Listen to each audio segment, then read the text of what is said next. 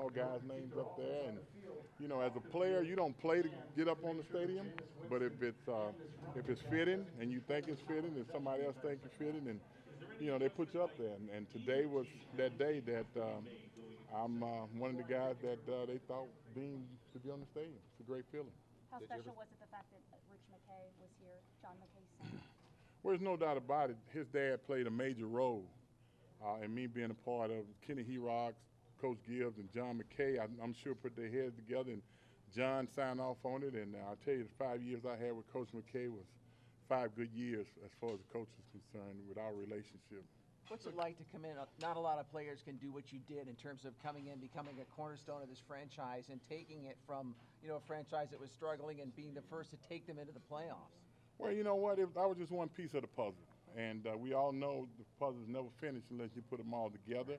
And you know, unfortunately, it was a short stay here. It was 5 years, and one part of the puzzle left, and after that, they was able to get the puzzle together. But I thought when I was here over those 5 years, we was really coming together. I think all the players felt like we was going to get it done. Last night, we had a great reception with all the guys, and that's all they talked about. You know, after you left, everything fell apart, and you know, that's a bad feeling for me because I thought I'd never leave Tampa when I first got here. I didn't know the business of football, but I learned quickly. Doug, your relationship has been a winding road with this organization. Does today kind of make it a happy ending? Well, you know what? A lot of people say with this organization, that's not true. I think it's with the previous owner, it wasn't a great relationship. But I had no problem with the Glazer. Never had a problem with the Glazer. Might have had a problem with some of the people the Glazer hired, but not with the Glazers. You know, and you know, when you hire somebody to run your company or your franchise, you give them you know, every bit to hire them, and they make decisions. All decisions might not be great, but at the same time, you got to live with them, and I think that's what happened. So it's nothing against the Glazers and this organization at this time. You know, I think this organization and myself has a wonderful relationship. What was that song in the locker room that you were talking about out there? They were just playing it. Ain't no stopping us now, you know, and we believed in that. And we heard it every day before we went out in the field and practice. We came back in.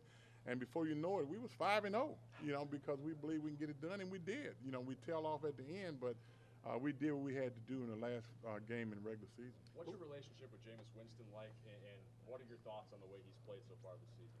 Well, Jamie and I, you know, we got a very, very cordial relationship. It's more or less texting. You know, I know the guy got a lot on his shoulder at this point, so I don't get into calling him or anything like that. It's mostly text and tell him to keep his head up. If he play bad, you know, just say hang in there. If he's playing well, just tell him that he had a great game or what have you. Just keep it going.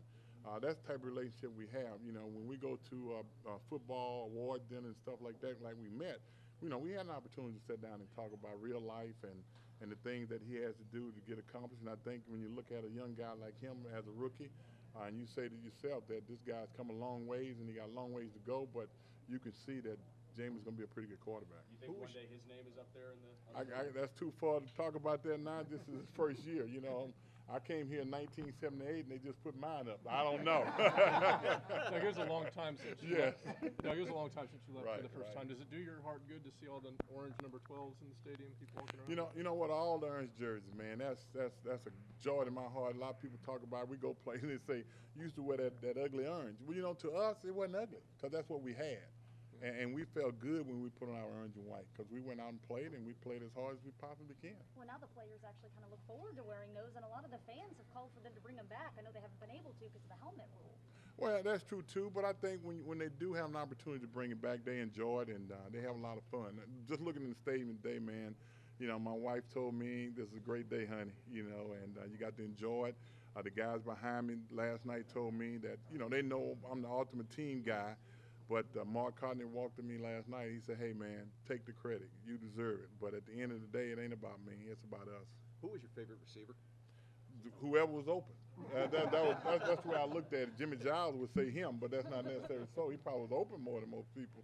But my thing as a quarterback, you don't go in with a favorite receiver. You go in and try to take what the defense gives you. Mm-hmm. What did it mean for you to hear those fans cheering your name in this stadium after all this time, the fact that they still remember you and they remember what you did for this team?